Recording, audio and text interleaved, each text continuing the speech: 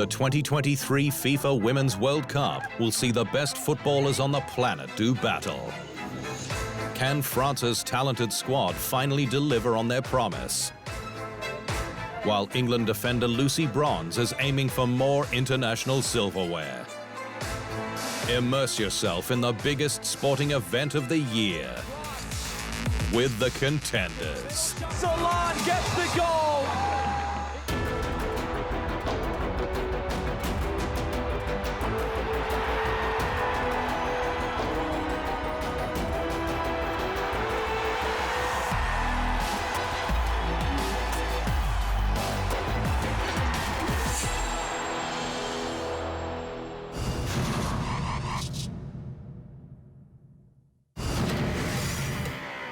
Lucy Bronze is one of the finest footballers England has ever produced.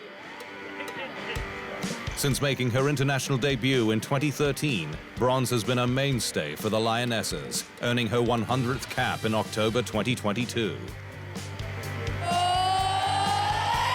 One of the best right-backs in the women's game, Bronze was an integral member of England's side that lifted the Euro 2022 trophy on home soil, starting in every game.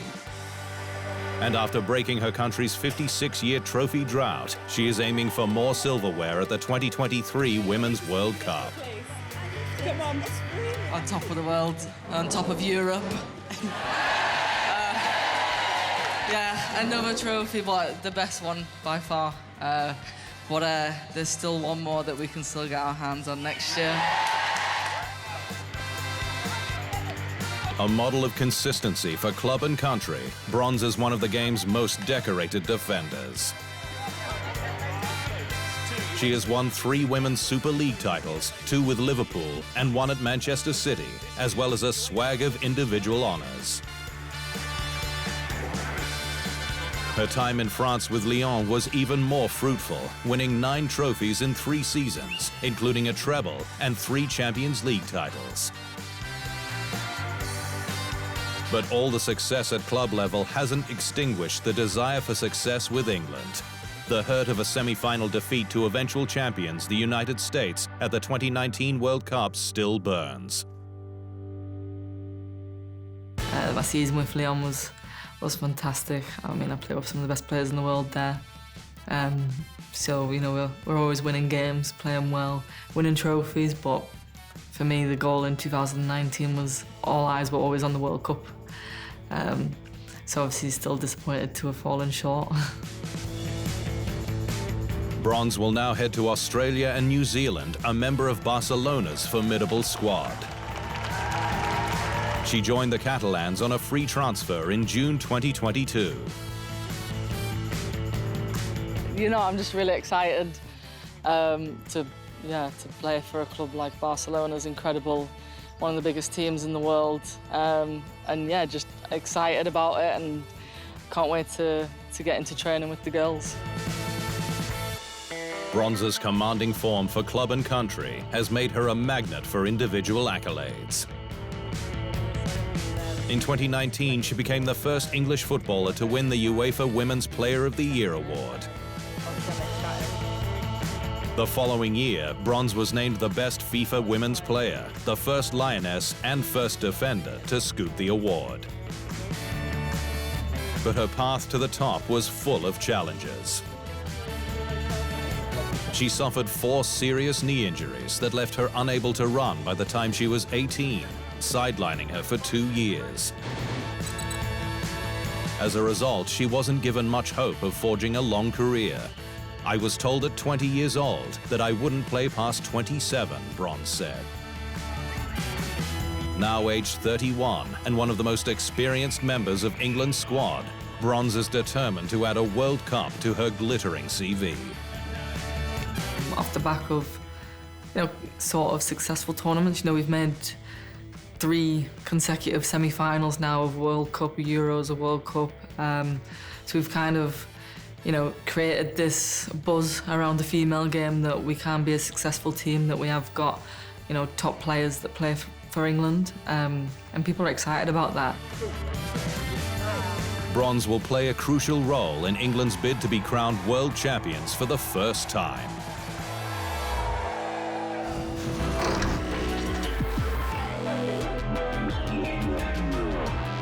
Up next, is this the year France breaks their major trophy drought?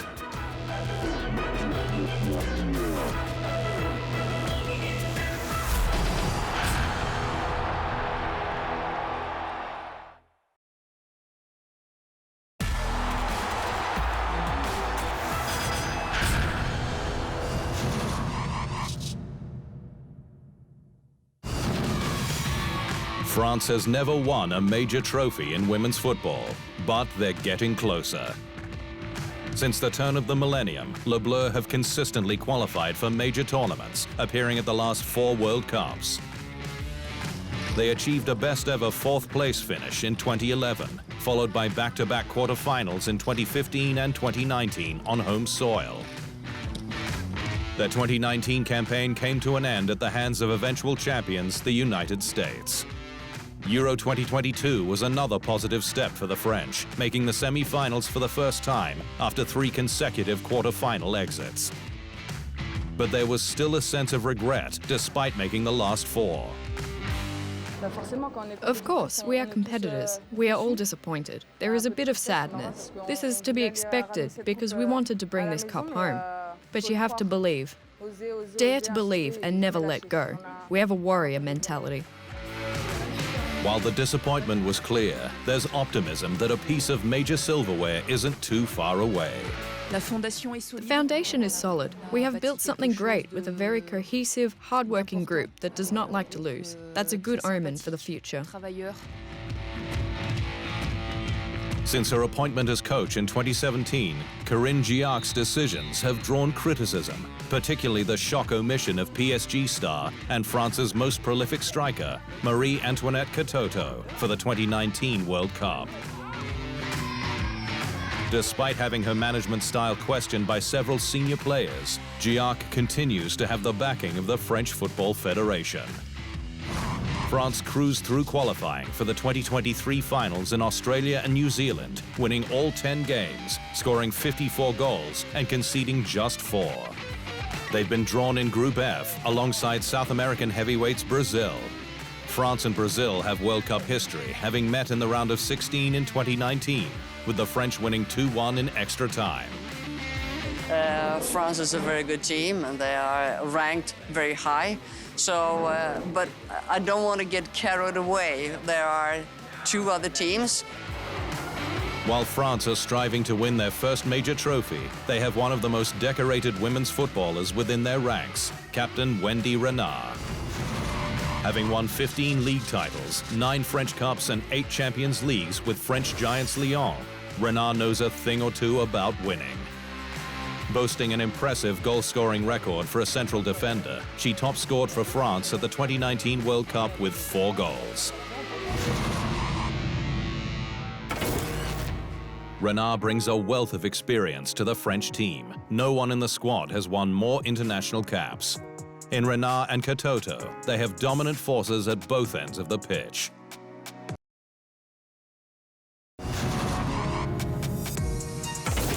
Making her international debut in 2019, Pauline Peyroud-Magnin is now France's #1 goalkeeper. The Juventus shot-stopper has made the #1 shirt her own, starting in every game at Euro 2022. Renard will always be the first name on the team sheet, while Eve Perisset and Sakina Kashiri will occupy the fullback positions. Alongside Renard in the center of defense should be Griege Mbok, but her place is not guaranteed as she recovers from a knee injury. The midfield 3 is expected to consist of Sandy Toletti, Charlotte Bilbao, and Grace Gioro, who top-scored for France at Euro 2022 with 3 goals. After missing the 2019 tournament, Katoto will spearhead the French attack if she recovers from an ACL injury. PSG's all-time leading scorer was dominant in World Cup qualifying, netting 14 times. She will be flanked in attack by Parisian teammate Khadidiatou Diani and Lyon winger Delphine Cascarino. An harmonious dressing room is vital if Le Bleu are to deliver on their promise.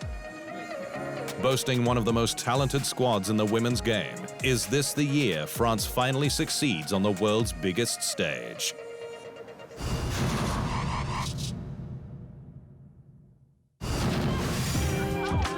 Attempting to upset France in Group F, Jamaica will embark on just their second Women's World Cup in 2023. The Reggae Girls made their World Cup debut in 2019, and while they were unable to win a game or collect a point, competing at the global showpiece gave the women's game back home a major boost. Women football and all is like, it's getting more exposed, especially for Jamaicans. I would say qualifying for the first time in history has opened the opportunity for younger kids and future generations. So people know that we're capable of doing things as female, not just the males, you know? And it's just like a great experience. Jamaica qualified this time round after reaching the semi-finals of the CONCACAF W Championship, finishing the tournament in third place. Captain Khadija Shaw is the face of women's football in the Caribbean. Nicknamed Bunny because of her love of carrots as a child, the Manchester City striker is the nation's most capped player and all-time leading scorer. You know, we're not just here to look at people and enjoy the whole atmosphere. I mean, we're here to compete, and we feel we have probably one of the best players in the world in Bunny Shaw. Shaw will need to be at her best if Jamaica are to spring any surprises. Creating enough opportunities for their star goalscorer will be coach Lorne Donaldson's biggest challenge. Responsibility for that lies with Havana Salon. Previously affiliated with both the USA and Canada, Salon is making a name for herself in the NWSL. After dancing their way to a second straight Women's World Cup, can the Reggae Girls pick up their maiden win at the 2023 finals? We have 22 million people behind us. So when I feel like... Coming up, Melissa Barbieri discusses the impact the 2023 Women's World Cup will have on Australia and New Zealand.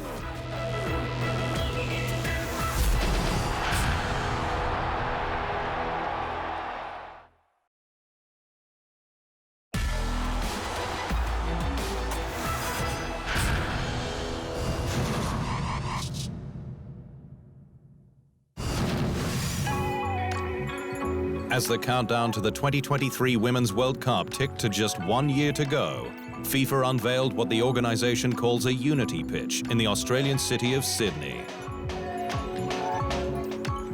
Featuring a fluorescent surface that aligns with the tournament's branding, the unity pitch represents the vibrant cultures of the two host nations.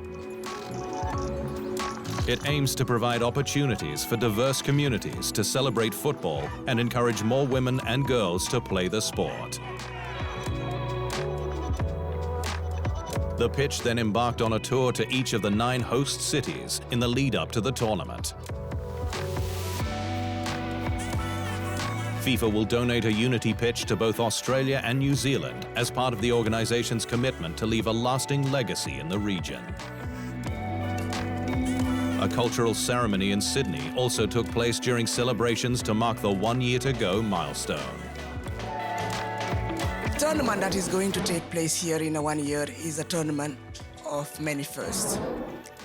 The first one to take place after 2.5 years of health pandemic. The first one to take place in the Southern Hemisphere.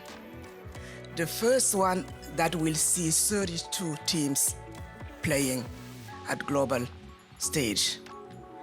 And the first one where we will be delighted to also experience unique culture across the 2 host countries.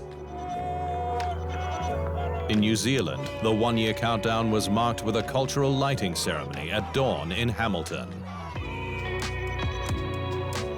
This complemented other events, including the illumination of iconic buildings on either side of the Tasman, such as Sydney's Opera House and Auckland's Sky Tower.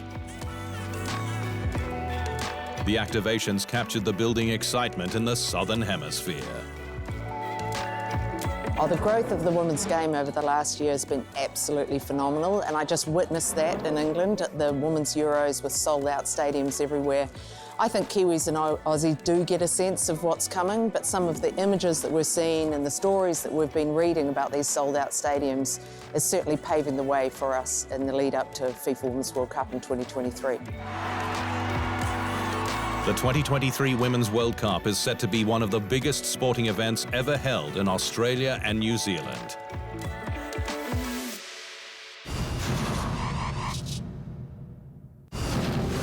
Well, when I began my career, I actually didn't know you could play for Australia in any major tournament. I found out that I could go to the Olympics and be an Olympian by playing the game that I love, so it was a true shock. And so when I think about how far we've come as a nation from being told that, you know, I can't play because I'm a girl and it's a boy sport, and now having this brand of football that we get to play and we get to watch, you know, the girls play, that it's just so entertaining, and I feel like we've come such a long way. I really feel proud to see how far the game has come in this country. I certainly feel like our run in tournaments has been great since the Olympics and everything that we've hosted in between. I really do feel we're such a welcoming country. We have such notoriety in having great events. So many things on the sporting calendar we do well. And when we've got the ability to bring in our neighbours and make them as successful as we have been, then I really truly think that we're doing something for our region that hasn't been done before.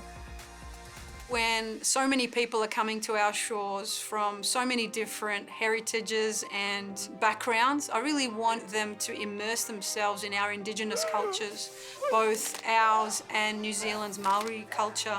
It would be a huge impact for everybody to actually see our Indigenous culture and what it's been about, and really visit the heart of our country. And I really want them to understand that we as a people are made up of lots of different cultures. We have a lot of immigrants, and I really want them to see themselves in us as well. I really want them to come here and say, hey, this is just like home, for every part of every city that they go to, because there's a little Italy, there's a little China, there's a little so many countries in Australia. It's really important that they know they're as much as part of us as we are of them. The most exciting thing about this World Cup, I feel, is the legacy it will leave.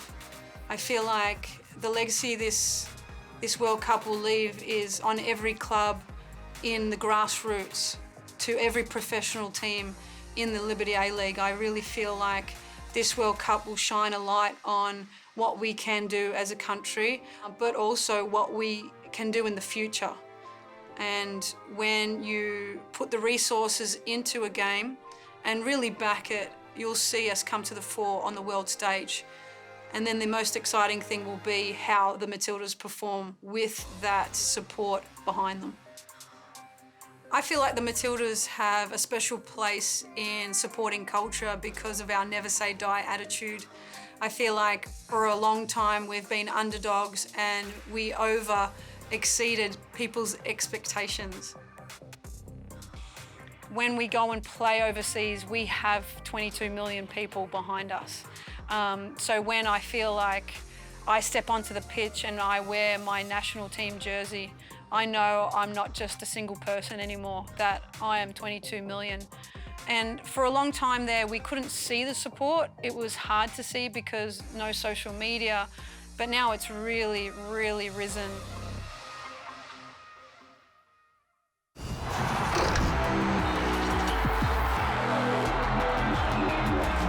Still to come, we take a look at the booming attendance numbers in women's football.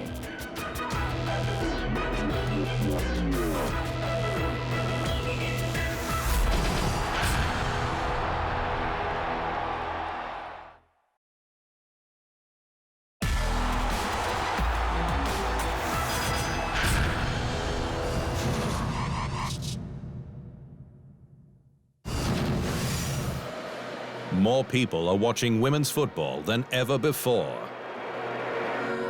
History was made when Barcelona hosted rivals Real Madrid in the second leg of their Champions League quarter-final clash. Over 91,000 spectators packed the Camp Nou to see the Spanish Giants in action, the biggest ever crowd to attend a women's football match. Without a doubt, it has been one of the best days of my life. We made history, we keep making history, and we want to keep making history. Riding a wave of momentum, Barcelona broke their own attendance record just a few weeks later. Another 91,000-plus crowd saw Barca's star-studded side thrash Wolfsburg 5-1 in the first leg of their Champions League semi-final tie, a watershed moment for women's football. What can you say? They are the best supporters in the world. We were really looking forward to this, as they were. When we arrived on the bus, we said, we are privileged to be here, but at the same time, we would love to wear our scarves and cheer for the team. In the future, when we won't be here anymore, the girls you saw earlier will be the ones that will be doing this. These matches surpassed the 90,000-strong crowd that witnessed the 1999 World Cup final between the United States and China at the Rose Bowl in California. The wave of support for women's football in Europe extended to the 2022 European Championship in England, where more attendance records were broken. A total of nearly 575,000 people attended games at the Euros, more than doubling the previous record set at the 2017 tournament in the Netherlands. Fittingly, the tournament ended like it started, with another huge crowd. After a tick under 69,000 spectators flocked to the tournament opener, the final between England and Germany set a new record for the highest attended match at a European Championship, male or female. Over 87,000 fans were in attendance to see the Lionesses create history by winning the nation's first major trophy in 56 years. They were incredible, and they just played with, I'm going to get emotional now, such heart. It was absolutely amazing. I'm so proud of them, so proud of them. I was really proud, yeah, just to show the men that the women do count, and that they're not just playing around like little boys in the playground, and they are actually doing this as a job, and they are good at it. England's success at Euro 2022 has seen an attendance boom in the FA Women's Super League, the country's elite female domestic competition.